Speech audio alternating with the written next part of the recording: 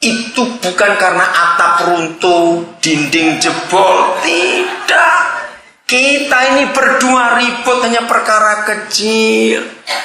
Matikan lampu, kancing lepas, sandal. Lu jujur atau tidak? Sabun mandi. Itu adik, kalau batuk pelan-pelan dong dek. Beritahu dia. Kamu jangan batuknya pelan-pelan dikit aja, nggak ganggu semuanya. Ayo opa-opa aja kamu batuk, yang pelan dikit. Lo betul nggak? Ribut kita itu karena apa? Ayo ngaku. Perkara kecil kita bisa nggak buat sepakat berdua. Saudara, mari kita nilai dalam hidup ini. Bagaimana kesepakatan kita berdua, kekompakan kita, supaya tidak terlalu lama, supaya saudara punya bayangkan konsep yang benar. Bagaimana suami istri sepakat begini? Belajar, ini kan lagi musim Thomas Cup berkah bukan? Nah, lihat. Pemain ganda campuran sehebat apapun, tapi waktu mau main perak geger dulu. Lebih baik jangan main. Betul tidak? Ganda campuran itu apa? Cewek cowok, nggak tahu. Sehebat apapun ganda campuran, nah, suami istri itu persis sama seperti pemain badminton ganda campuran. Bayangkan kalau nggak kompak, bisa menang nggak? Nggak bisa. Jadi suami istri, menurut ayat ini, maka semua pernikahan ada dua hal yang paling hebat.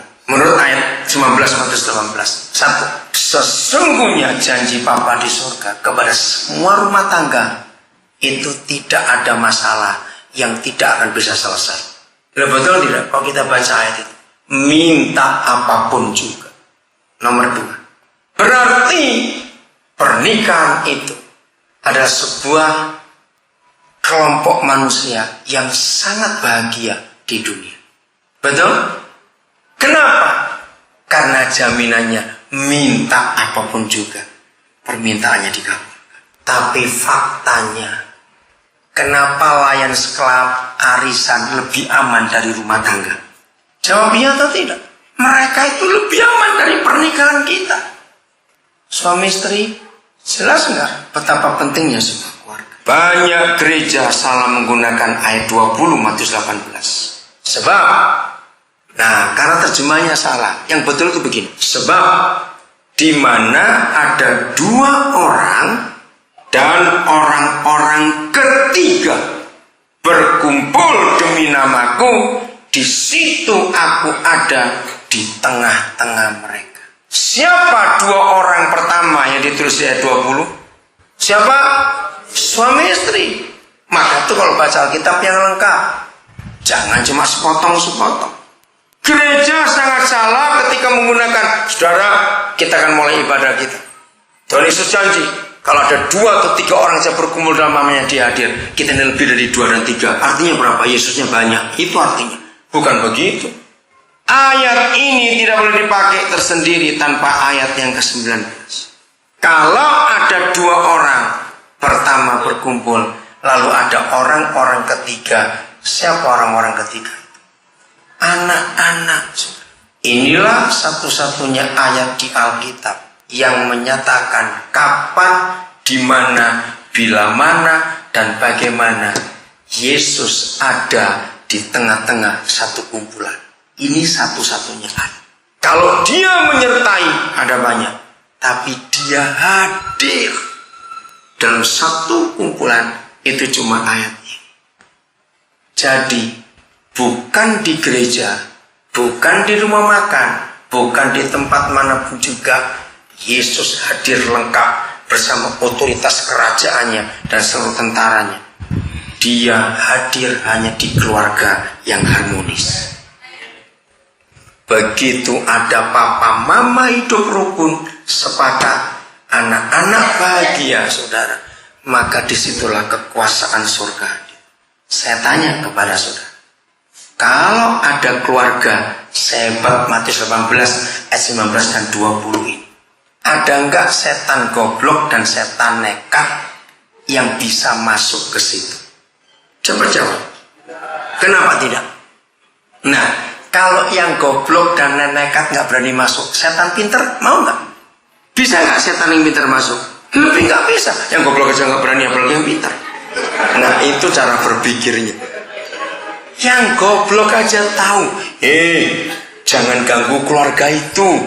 Ada Yesus dan seluruh kerajaan kuasanya ada di situ.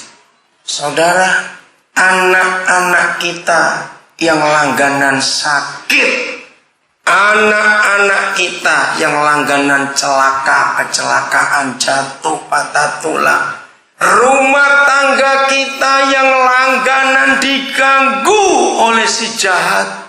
Dengar hari ini, siapa penyebabnya? Siapa penyebabnya?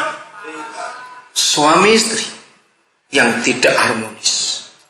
Mengapa Bapak kita begitu teliti soal pernikahan? Saya beri contoh begini.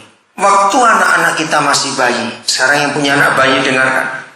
Kapan bayi kita gelisah kalau malam nggak bisa tidur, rewel? Yang orang-orang tua dulu bilang, oh kembung dia, kasih minyak telon saja. Setelah saya tahu rahasia ini, saudara, ternyata bukan. Jujur orang tua, semua bayi kita akan gelisah, nggak bisa tidur, rewel, terganggu, resah, nggak tenang. Pasti ketika kita dua lagi bermasalah, walaupun kita nggak teriak-teriakan, nggak bentak-bentakan, saudara, anak itu gelisah. Betul tidak, mama papa? Aneh, kok bisa tahu itu anak? Padahal masih bayi. Karena begitu kita berdua tidak sepakat, maka pertahanan benteng surga hancur dan setan masuk. Hebat Alkitab. Mari kita lihat 1 Timotius 2 ayat 8. 1 Timotius 2 ayat yang ke-8. Oleh karena itu aku ingin supaya di mana-mana siapa orang laki-laki berdoa dengan menadahkan tangan yang suci tanpa marah dan bersiap. Tolong para gembala perhatikan. Ini salah satu hal lagi yang saya katakan 70% yang gereja lakukan ada di Alkitab. Mengapa di semua ibadah doa lebih banyak laki atau perempuan? Nah, itu nggak Alkitabiah. Mulai hari ini perempuan semua kurangi doa, suruh laki-laki yang berdoa. Ini ayatnya. Salah ketika gereja berkata istri itu pendoa. Salah 1000%. Itu nggak ada ayat. Firman berkata yang berdoa itu suami laki-laki. Hukum perjanjian lama mengatakan laki-laki yang berdoa sambil menadahkan tangan itu hanya seorang imam. Berarti siapa suami itu? Imam dalam keluarga. Hebatnya firman ini. Berdoa sambil menadahkan tangan. Enggak harus fisik, saudara. Tidak harus fisik begini ya. Tidak. Artinya menyerah biar Tuhan yang bekerja. Tapi enggak cuma menadahkan tangan. Ada syarat lain. Tanpa marah dan tanpa perselisihan. Dengar suami, dengar. Kapan tangan kita najis, kotor, marah dan berselisih? Sekali saja seorang suami pernah pukul istrinya dan tanpa bertobat, maka tangan imam itu jadi najis. Mau berdoa sampai capek tangan terangkat, surga nggak akan dengar. Karena tangan itu melukai tubuhnya. Semua kita masih ingat kisah Keluaran 17. Tolong Pak supaya doanya pelan dikit, bisa nggak dia? Suruh pelan dikit. Iya. Ganggu sekali, maaf ya. Masih ingat kisah Keluaran 17? Ketika Musa sudah tua, melihat Israel perang, dia nggak bisa apa-apa, cuma berdoa. Masih ingat nggak? Kapan Israel menang dan kapan Israel kalah? Ayo jawab. Ketika Musa bagaimana? Nah, kita tahu. Itulah tugas imam. Itulah tugas imam. Saya ulangi lagi, saudara. Pokoknya kalau di keluarga kita setan begitu hebat menang, menginjak-injak, mengacau, membuat ekonomi korat-karit, penyakit, membuat kekacauan, hidup tidak sejahtera. Cari suaminya di mana? Pasti hari-hari itu si imam lagi teler. Maka itu laki-laki dengar. Begitu beratnya jadi suami yang menghadirkan Yesus dan surga itu di tangan suami.